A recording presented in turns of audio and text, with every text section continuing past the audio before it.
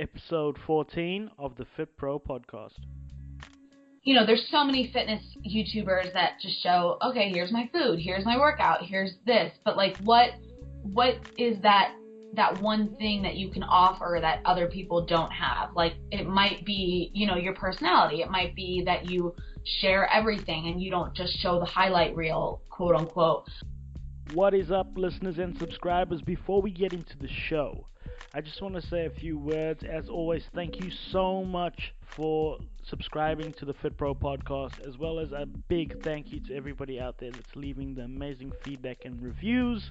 We are now on Twitter at Fit Pro Podcast, and as always, make sure you subscribe on iTunes and leave us a review. It's really easy on iTunes. It really helps out a lot. Lets me know that we're on the right track, and just really lets me know if everybody's enjoying the show. So if you enjoy the show and you want to give it a thumbs up, give it a thumbs up, subscribe, leave us a review, and enjoy this episode of the Fit Pro podcast. Welcome back to the Fit Pro podcast, listeners. I am your host, Marvin Fayes, and today we've got a very special guest. We have Brittany Lesser on the show today. Brittany, how are you doing? Great. How are you? Thank you for having me. I'm good. As Brittany is a social media project manager as well as a YouTuber. She's a blogger, she's an online coach, she's a jack of all trades, she does everything. Brittany, let the listeners know who you are personally before we get into the show. Hi, my name is Brittany Lesser, of course. I'm turning 24 in about a month, and I'm everything that Marvin explained, as well as an athlete myself. So it's basically touches the surface. How did I forget that? You are an should have said that first. So Brittany, I found out about you on YouTube. You make some amazing videos. Why did you choose YouTube as a platform to get your message out? You like to help people. Yes. So I actually started blogging years and years and years ago because I really love to write, but I also really love to be in front of the camera. And I've always wanted to be in front of the camera somehow and kind of like get my message out there that way. And I felt like blogging wasn't really as personal and people couldn't really see who I was, with my writing. It's just kind of like a little touch of who I am. So I just started YouTubing and I really enjoyed it. I started documenting my bikini prep, my first bikini prep, and just kind of took off from there. And I really just loved connecting with people on a more personal level and helping people that way. Okay, cool. And I think people really underestimate how much work goes into YouTube. We were just literally talking about this a few minutes ago, but I think it's actually a very underestimated skill, becoming a YouTuber and doing the YouTube thing. Don't you agree? Absolutely. Yeah, people are just like, oh, that's not a job. Like, you can't do it. Like, you're just filming yourself doing workouts, but it takes a lot of time to think about what content you're going to put out, filming, editing, everything like that. It can take hours and hours and hours. So it definitely takes a lot of work. Oh yeah, the prep behind it all. I watch a lot of YouTube. I think like everybody our age, we sort of get lost in YouTube. But you see the quality of videos nowadays are ridiculous compared to early days YouTube. And just the skill that takes. Oh, and were you self-taught? Did you already know how to do it? How did you get into it? Yeah, I kind of just taught myself. I took like one class in high school about like editing, but I kind of forgot about that years later. But I'm a fast learner and I can really teach myself different things. So I just opened iMovie up and I just started editing. And it was kind of bad videos in the beginning, but as time goes on, you kind of learn for yourself and just. By watching other YouTubers too, you kind of get different like tips and tricks here and there, and then you just kind of go from there. Okay, and why YouTube? Out of all the mediums that you could have chose to blog, especially, why YouTube? Like I said, I felt like it was just more of a personal platform because people could really see a peek into my life, whereas blogging is just like writing and they couldn't really see the behind the scenes of it, I guess. And with writing, I kind of just did like specific topics here and there. But YouTube, I felt like I could do more of like day in the life and like different type of vlogs, and I just really like I like talking and I like being on camera. So, and YouTube was kind of up and coming when I started. So it wasn't as saturated as it is now, but it was up and coming. So I was like, why not? Absolutely. And the option is still there. I mean, yes, it is saturated, and just like every market, I mean, even the fitness market, the personal training space that I come from, it's highly saturated. Like, there's just so many people out there that are average. That's the difference. That's the differentiating factor, is that there's so many bad and average ones. All it takes is being good and better than everybody else. Exactly. Now, with YouTube, and you got your social media project manager as well, and your online coaching, are those all the ways you generate revenue today, Brittany? Yes, those are my main three sources of income. And I also do get some money from my sponsorships. So I'm sponsored by Gymshark, which is a fitness clothing line. I'm sponsored by Slap Nutrition, which is a supplement company. So I do get some like monthly salary from them as well. Okay, that's cool. From an athlete competitor's point of view, how hard is it to secure sponsors? So for any of the other listeners out there that are athletes, or they're trying to become bodybuilders, trying to get on stage, what are the steps to securing a sponsor? So I never started any of this in the hopes of becoming sponsored, and it just kind of like came to me. Like, so all the companies that I'm sponsored by reached out to me, and I think it's important to stand behind the company that you're getting sponsored by. So if you are like hoping to be sponsored by a company, you have to first of all love the product and really believe in the product, because you don't want to be selling something that you don't use yourself or believe in. But it's also important to have something to offer the company. So with a sponsorship, it's a mutual relationship. So they help you either by sending you like free clothes, sending you monthly salary, things like that. But you also have to help them, and like, you know, of course it's a business, so you have to have some sort of following in order to generate sales and revenue for them. So I think those are just the main things. And if there is a company, just, you know, stand by them. Like with Gymshark, for example, I wore their clothes for years and years and years before they even reached out to me, and I was just a huge fan of them from day one. And I think they noticed that. So just really stand by the company that you are hoping to be sponsored by, and they'll take notice. I knew you were sponsored by Gymshark. I love Gymshark. I love their clothing. I bought a few shirts, but it's so damn expensive in Australia to get Gymshark stuff. Just the ship. Yeah, the shipping. Yeah, and I mean, Gymshark in themselves, I think they had a brilliant marketing strategy where they did. I think they're one of the first to use influencers properly. Like sponsor influencers properly, and anybody looking to start a brand should definitely model what they did, especially in today's day and age of the YouTube space and everything else that we've got going on with social media. I think it's very important to model successful, basically, companies like that. So, moving on, Brittany. Now, you're an online coach as well. Mm-hmm. What made you choose to become an online coach? So when I first started getting into fitness, I always wanted to be a personal trainer. I actually wanted to be a group fitness instructor at first, but I figured that getting my personal training certification, I could kind of do both, and it would give me the opportunity to work one-on-one with people. So I got certified, I think back in like 2013 or maybe even like 2012. I'm not even sure.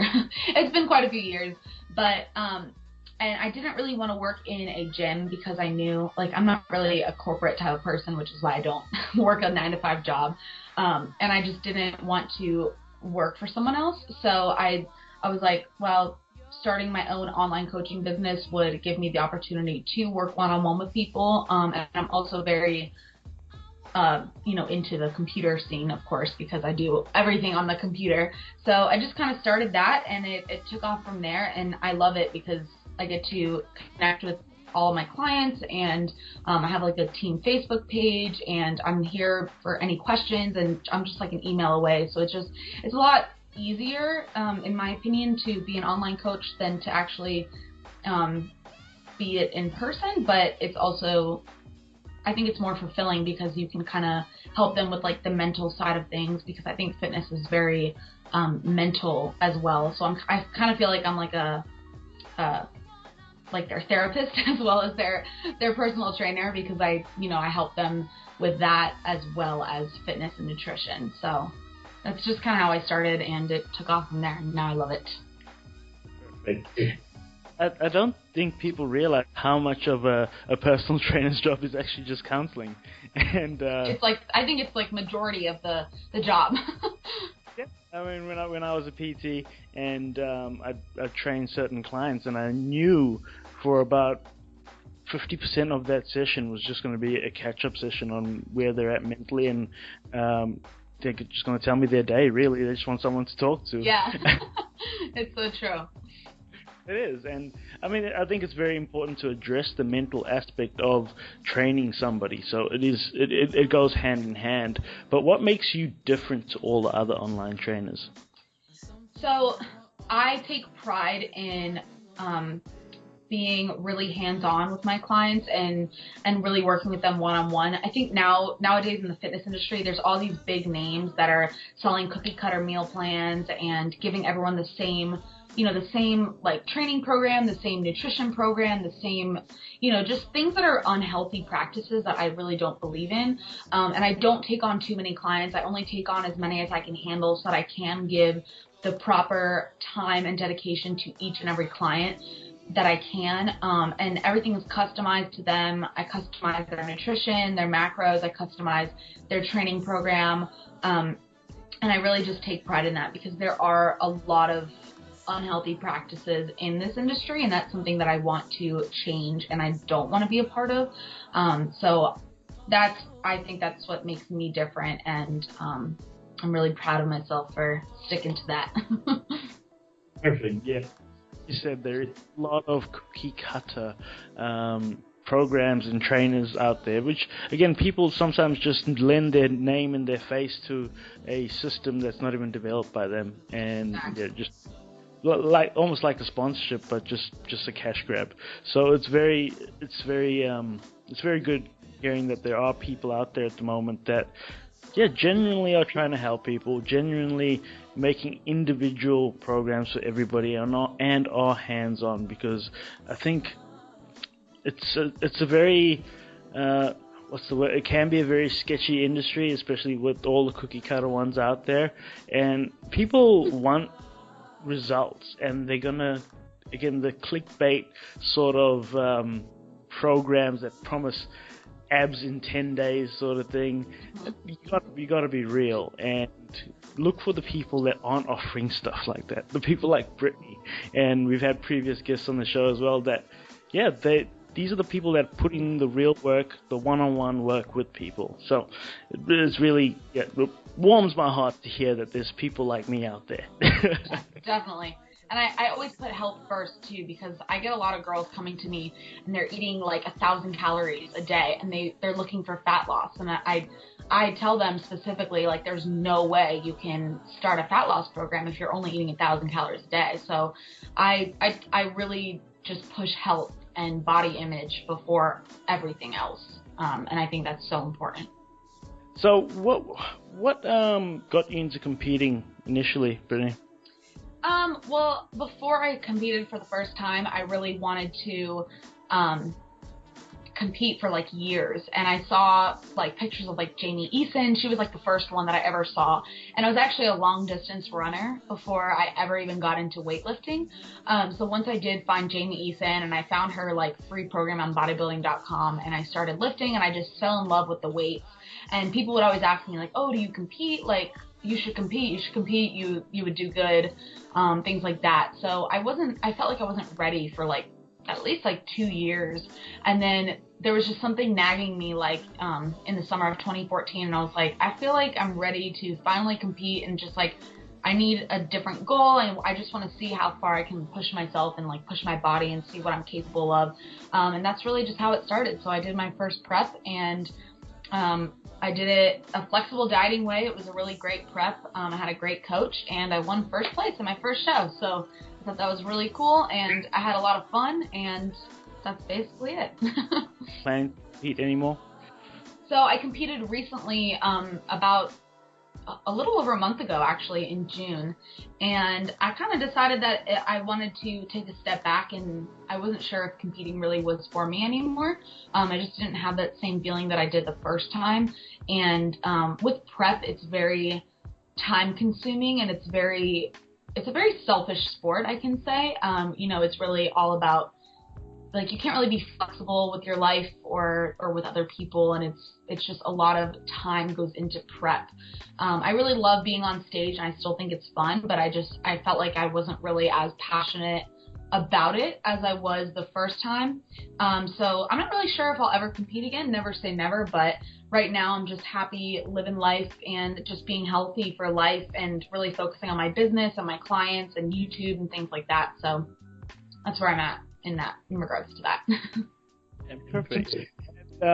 What is your honest opinion on training? Because I mean, you get a lot of girls that want to get on stage, and especially now that it's become sort of a super trend and everybody wants to jump on to get an Instagram picture.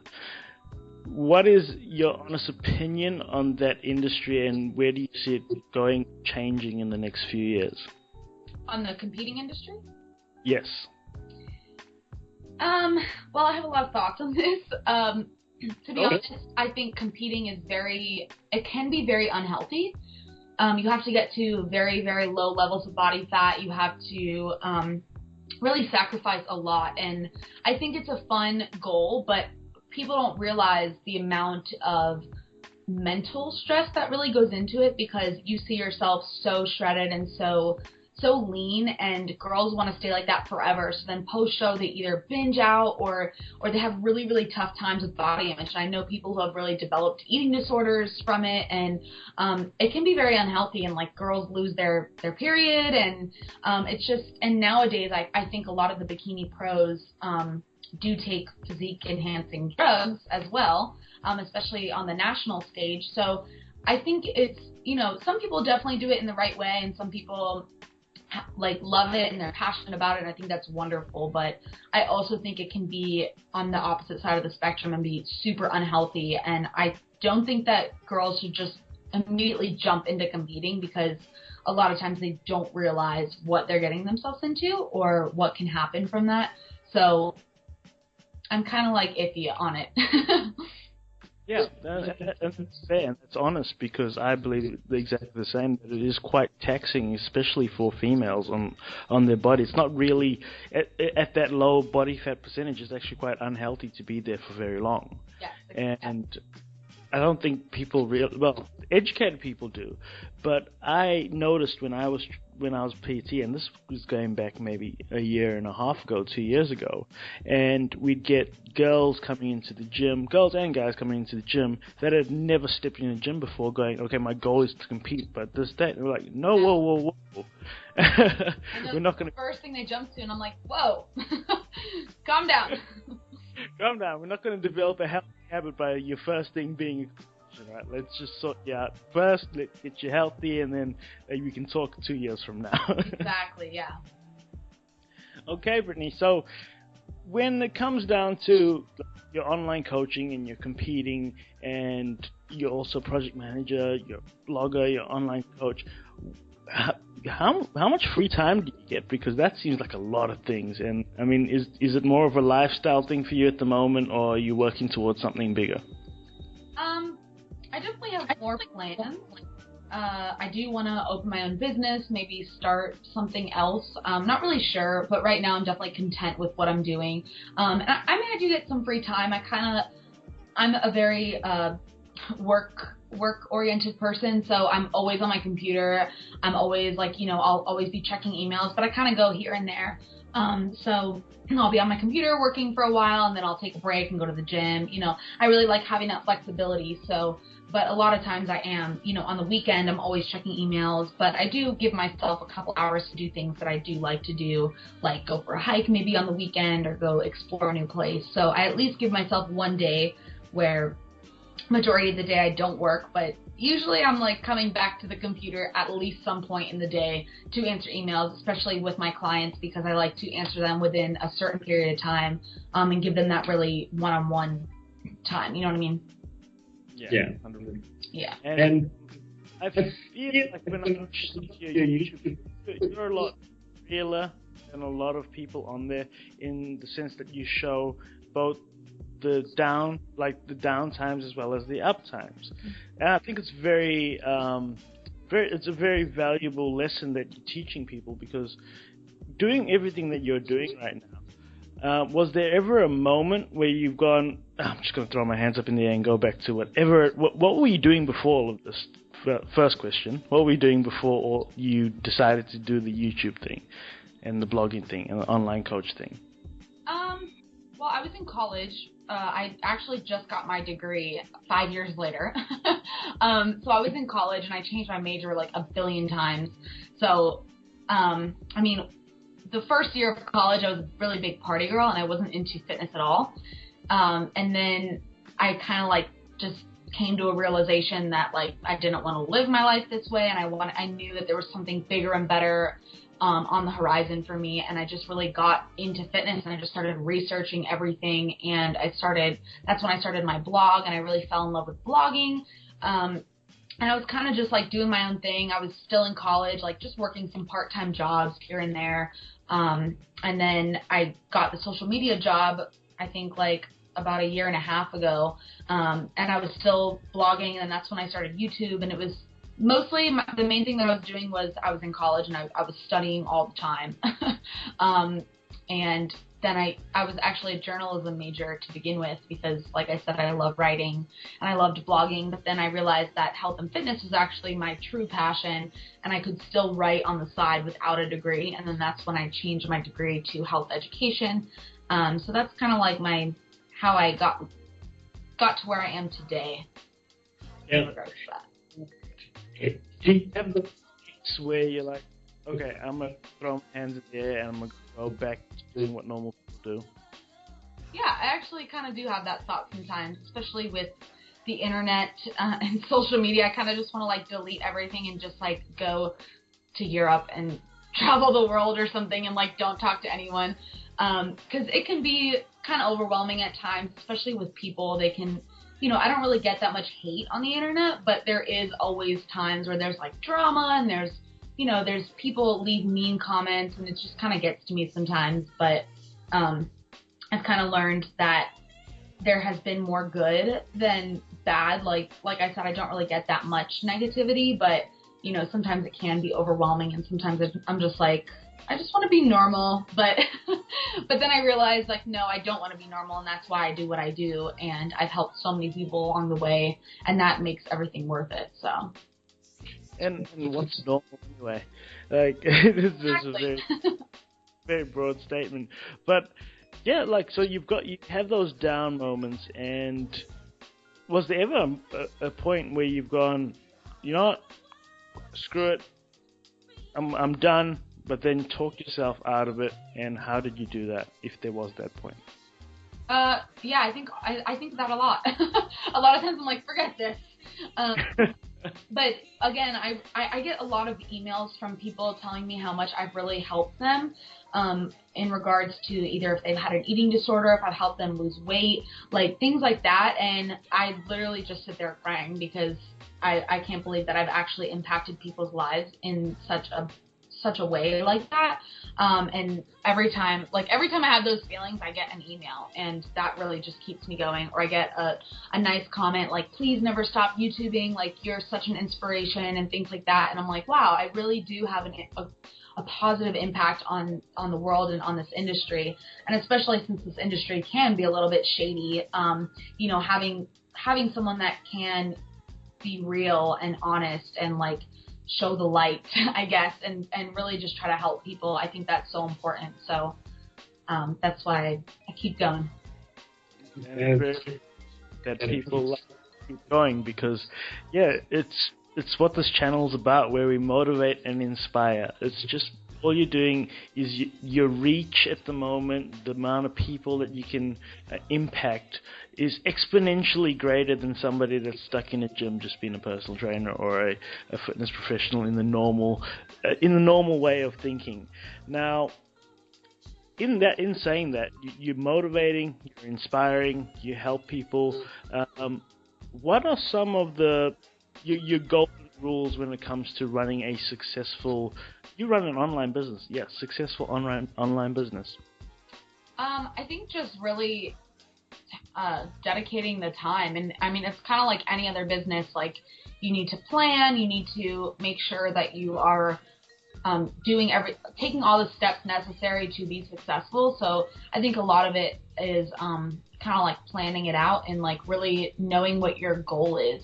And I think online coaching is, I mean, it is definitely different than some other businesses because you don't, like, I never did like a business model or anything like that. I just kind of started, and but I just make sure to know my ultimate goal. My ultimate goal is to really be a great coach and just be there for my clients. And I think that's just the most important thing. It's just to know what you want to get out of your business and just do that and put the time and the work into it. Just Grind the work in. Know what your end result's going to be. You don't have to know right at the beginning. It's just very much like this podcast where I've sort of, it was always something that I wanted to do, and for the last few months it's what I've dedicated myself to do. But there was no real plan. It was just like, contact as many people as you can, get them on the show, and someone's going to say yes. Yeah. Someone's going to get on the show. And now we've had our biggest month ever. It's going well, and it's one of those things where I'm still building the business plan. I know where I want to be, but it's still constantly building. Now, specifically, what I want to talk about was YouTube. Because YouTube is that very difficult industry to crack at the moment because, again, of the saturation. How does one create a successful YouTube channel? So I think these days, I think in the past it was, you could either have, a great personality that people like to follow, or you could have really great content that people like to follow. But these days you kind of have to have everything. Like, you have to have great content, engaging content. You have to have a good personality, someone that people like to watch. I think people really like when, you're open and honest with them, and that's why I do show like ups and downs and things like that. But you also kind of have to bring something new to the table. So, there's so many fitness YouTubers that just show, okay, here's my food, here's my workout, here's this. But like, what is that one thing that you can offer that other people don't have? Like, it might be, your personality. It might be that you share everything and you don't just show the highlight reel, quote unquote. It might be that you just have really amazing editing and great content. So I think it's important to have all of the above, but it's also, you need to have that one little thing that kind of makes you stand apart from other people, and not just like get lost in the sea of YouTube, Yeah, 100%. Yeah. We all see YouTube all the time. Yeah. Like 3 hours later, you're fine. You're like, how did I end up here? Why am I looking at videos of Chernobyl? I was a second ago. Anyway, now, Brittany, it's been great having you on the show today. And one of the most important things I find for listeners that are trying to get into a similar space to yourself or myself is that they're trying to latch on to mentors and trying to find the correct people to listen to. Who are some of your mentors? I think it's just most of the people that I listen to and talk with are a lot of the other like YouTubers or social media influencers that I've connected with over the years. I've met so many friends. I wouldn't say that I have really mentors, but just like people I look up to. There's so many people that I really admire in the industry. I really enjoy Lane Norton, though. He was one of the people that I found flexible dieting with, and he really kind of like changed my whole mindset and perspective on things. So him and Lauren Conlon, I think also as well, like they both really just want to help people, and they show the scientific facts with fitness, and they're some of the good people as well as my competition prep coach, William Grazione. So all of those people really just have the same mindset as I do, and really just put people's health first. and foremost in the industry and just put out really great information, scientific backed up information that people can really find useful. Awesome. Great to hear. And From your view, I mean, did you always have this mindset, or did you have to cultivate this mindset that you have today? In regards to helping people? In regards to helping people, but also you said when you were in college, you were a part, like the first few years you were partying. Yeah. So I've kind of been up and down in fitness. So yeah, like mostly in high school I partied, and I wasn't like, I still worked out. I was a cheerleader my whole life, and I went to the gym and things like that. But I mean, my first priority was partying and going out and having fun. And then I don't know, something changed like after my first summer of college, and I was just like, I just really got into fitness.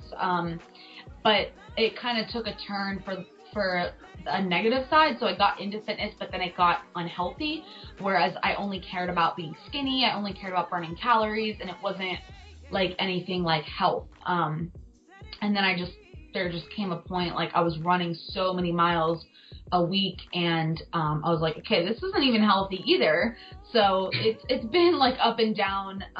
But yeah, so I definitely did not always have this mindset in regards to fitness, or I always knew I wanted to help people some way, somehow, and that's why I started my blog and things like that. But yeah, I definitely did not have the healthiest mindset all throughout my fitness journey. And how did you cultivate that mindset? Did you read books? Did you listen to audiobooks? Did you find the right mentors? Did you get around the right people? What was your turning point? Well, I knew that I wasn't really being my healthiest self. I was having a lot of health issues and things like that, and I was just like sick of it. And I mentioned Layne Norton, so I was in the phase where I was like all about clean eating, and like I wouldn't eat anything aside from like, plain chicken breast, plain oatmeal, like really boring foods, and like I wouldn't be flexible with my diet or my workouts. Like I had to do this at a certain time, and it was just like an unhealthy mindset. And I actually found Layne Norton on YouTube, and he was talking about flexible dieting and things like that, and how you can be flexible and still reach your goals. And that was kind of like my turning point, and that's when I really just started practicing what I practice now, and like being flexible and making fitness part of your life and not letting it consume your life. And I think that's so important, because so many people are like all in, and they don't give themselves a break, you know what I mean? And I think that can kind of be unhealthy as well. So that was really my turning point. And now fitness is a lot of my life, but it doesn't consume my life and like take over it, you know what I mean? I think that's important. Again, prioritizing as something, that is important, but I mean, at the end of the day, it's not going to kill you if you're not 100% on your diet, or you're not 100% on certain things all year round. Yeah. And I see it as well. I see people being very strict from the get-go. I'm a flexible dieter myself, and I think a lot of the newer generation are learning that way to begin with, but you still got the older generation that's still you got to eat your broccoli, you got to eat your rice, you got to eat your chicken, and that's all you're allowed to eat.